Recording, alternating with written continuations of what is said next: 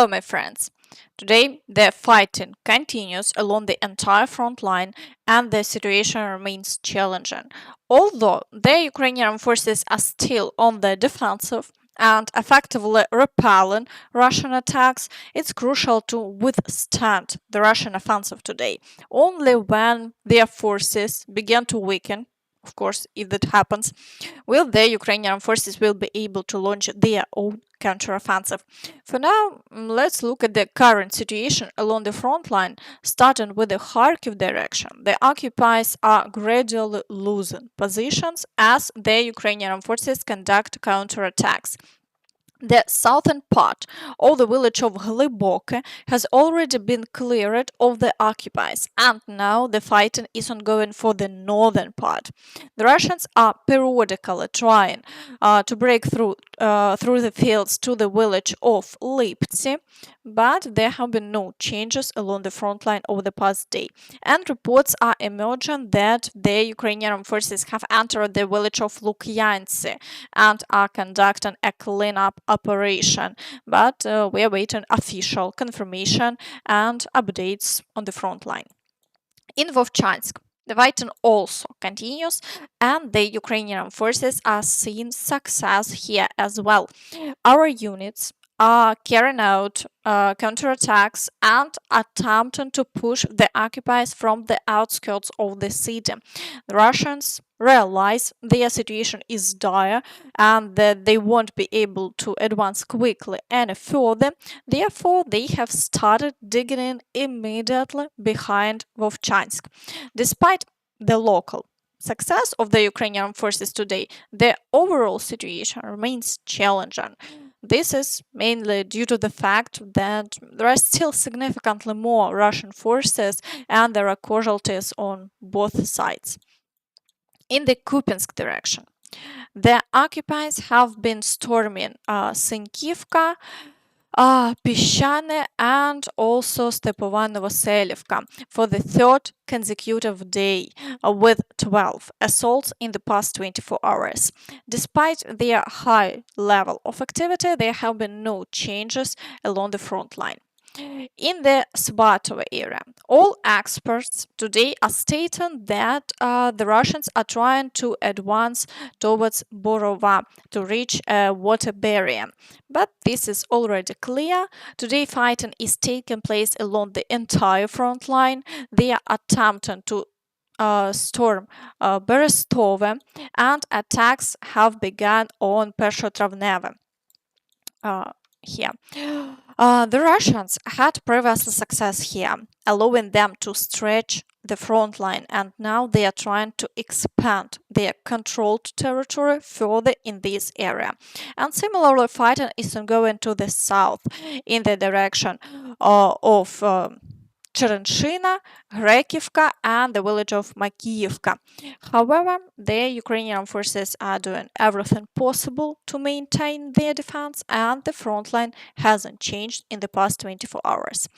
In the Crimea direction, the occupiers are once again attacking the village of Terne and continuing their offensive actions in the forest near Crimea.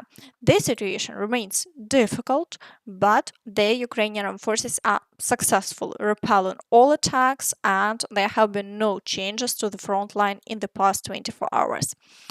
In the Siversk direction, the occupiers are persisting in their attacks on Verkhnyokamensky, Razdolivka, and Vyimka. Fighting has also resumed for control of Spirne. The occupiers aim to straighten the front line to move as close as possible to Siversk. So there were 13 recorded assaults in the past 24 hours, but no changes to the front line have been noted. In the Chasiv Yar direction, the occupiers continue their attempts to advance on the outskirts of the city. They are pushing quite far again, but the Ukrainian forces are striving to repel all attacks. Additionally, the Russians are extending their flanks, so fighting continues near Grigorivka, Ivanivske, and Klishchiivka. However, the Ukrainian forces report that all attacks are being successfully repelled, In the past 24 hours, 12 assaults have been recorded and the fighting continues. Also, today the occupiers have also initiated offensive actions towards Toretsk. Reports indicate that 9 assaults have already been recorded. They are trying to attack the village of Shumy, have reached the outskirts of Pivnichne, and are trying to establish a foothold there. Similarly, they are pushing to the outskirts of New York. It seems they are opening a new direction. Moreover, shelling continues in this area, and we are waiting to see how events will unfold further. In the Pokrovsk direction, the situation remains critical.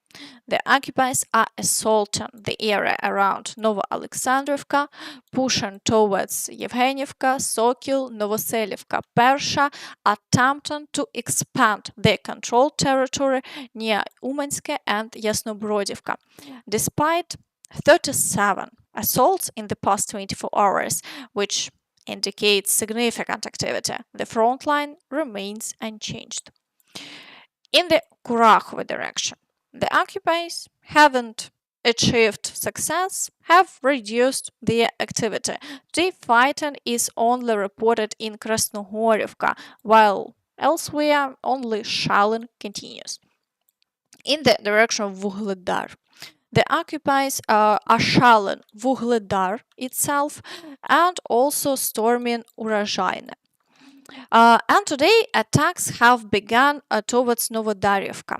They are attempting to break through the fields towards the village, but the Ukrainian forces are successfully destroying them directly in the fields. Thus, the front line remains unchanged. In the direction of Zaporizhzhia, the occupiers have changed their attack direction as they didn't achieve new successes near Robotine. Today, battles are ongoing near Novodanilivka and they are attempting to break through to Malatokmachka. In case of successful advancement, the Ukrainian armed forces would have to retreat from a significant stretch of the front. However, as it appears, all attacks here are being repelled and the Russians have no success. And in the Kherson direction, the occupiers are not conducting new attacks on Krinky. Shelling continues as usual, and there are no changes along the front line here. Meanwhile, Stoltenberg commented on Putin's visit to North Korea. Putin's visits to North Korea demonstrates and confirms the very close alignment between Russia and authoritarian states like North Korea, but also China and Iran. And this also demonstrates that our security is not regional, it's global. So as it becomes evident, everyone is gradually realizing that the confrontation is escalating to a new level, and today it's critical to hold Russia. Therefore, Blinken stated that everything possible is being done today to improve the situation on the front.